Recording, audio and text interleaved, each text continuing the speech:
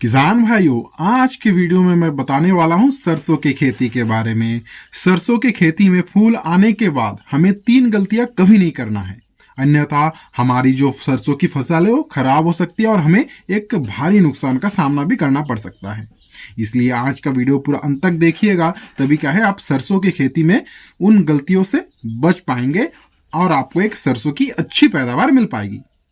नमस्कार किसान भाइयों, मैं प्रणव फिर से आपके अपने ही चैनल प्रणव कृषि केंद्र में स्वागत करता हूं। आशा करता हूं आप सभी स्वस्थ एवं कुशल मंगल से होंगे। किसान भाइयों, आपको पहली बात ध्यान रखना पड़ेगा कि आपकी खेत की मिट्टी किस प्रकार की है। अगर खेत की मिट्टी भारी या मोटी मिट्टी है और मिट्टी में पानी धारण करने का जो क्षमता है वो अधिक है और आपको सरसों के फसल में फूल आने के बाद एक ही पानी या एक ही सिंचाई करने से सरसों के फसल पक के रेडी हो जाए, तो आपको ध्यान रखना पड़ेगा जब आपके सरसों के फसल में 70 से 80% फूल आया हो और टहनियों में फलियों का नमूना बन जाए, तब क्या है आपको आखिरी पानी अपने खेत में कर देना चाहिए। किसान भाइयों, अगर आपको एक ही सिंचाई करना है तो अगर आपकी जमीन हल्की प्रकार की या रेतीली मिट्टी है तो आपको एक पानी जब आपके सरसों के फसल में फूल आए उस अवस्था में लगा देना चाहिए और एक पानी सरसों के फसल में उस समय लगाना चाहिए जिस समय आपके सरसों के फसल में संपूर्ण फलियां बन जाए और 90% से भी ज्यादा फूल झड़ जाए। उस समय आपको सरसों के फसल में और एक पानी लगा देना चाहिए ताकि फसल में दाना भराव के समय नमी की कमी ना हो और सरसों की एक जबरदस्त पैदावार मिल पाए। तो किसान भाइयों, इस प्रकार से आपको जमीन के अनुसार सिंचाई करना चाहिए।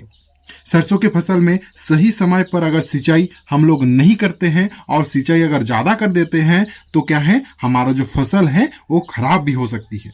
इसलिए किसान भाइयों, सरसों के फसल में सही समय पर सिंचाई करना बहुत ही ज्यादा जरूरी होता है।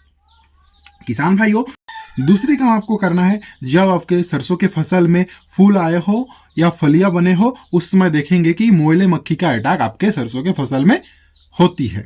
अगर आपके भी सरसों के फसल में मोयले मक्खी का अटैक हुआ है तो आप क्या है इमिडाक्लोप्रिड का उपयोग करेंगे। इससे क्या है आप मोयले मक्खी से बच पाएंगे और आपको एक सरसों की अच्छी पैदावार मिल पाएगी। तीसरी बात आपको ध्यान रखना पड़ेगा कि किसी की भी गलत सलाह में आकर सरसों में जब फलियां बन गए हो उसके बाद वाटर सोल्यूबल एनपीके का उपयोग ना करें। अगर इस समय वाटर सोल्यूबल एनपीके का उपयोग करते हैं तो फलियों को सफेद करके खराब कर सकती है और आपको एक भारी नुकसान उठाना भी पड़ सकता है।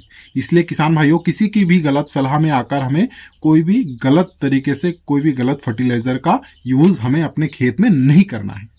तो किसान भाइयों, अगर इन 3 कामों को अगर सही समय पर कर देते हैं तो मैं 100% गारंटी के साथ बोल सकता हूं आपको एक सरसों की जबरदस्त पैदावार मिलेगा। तो आशा करता हूं आपको सरसों की खेती के बारे में एक सही और सटीक और अच्छी जानकारी दे पाया हूं। जानकारी अच्छा लगे तो वीडियो को लाइक, कमेंट और अपने साथी किसान भाइयों के साथ शेयर जरूर कीजिएगा। चैनल पर नए हो प्लीज चैनल को सब्सक्राइब कर दीजिएगा और साथ ही साथ बेल आइकन को प्रेस कर दीजिएगा। इससे क्या होगा, मैं जब भी फसल संबंधित कोई भी नया वीडियो लाऊंगा उसका नोटिफिकेशन सबसे पहले आपके पास ही आए।